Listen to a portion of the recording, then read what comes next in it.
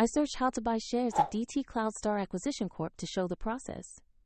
The company is listed on NASDAQ under the ticker DTSQ and targets cloud and technology opportunities. This is an educational overview, not financial advice.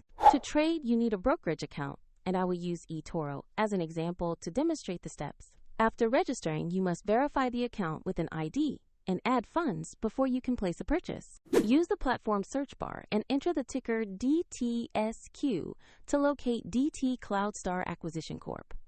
Make sure you select the NASDAQ listing to find the correct security. Open the stock page to review basic company information and view the price chart. Confirm the company name, NASDAQ exchange, and ticker DTSQ so you are on the right listing. Click Buy or Invest. Enter the amount or number of shares you want, then review the order type and total cost before confirming.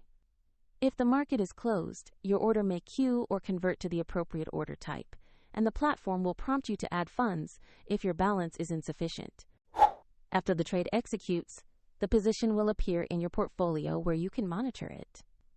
A link to eToro is available in the video description if you want to explore the platform.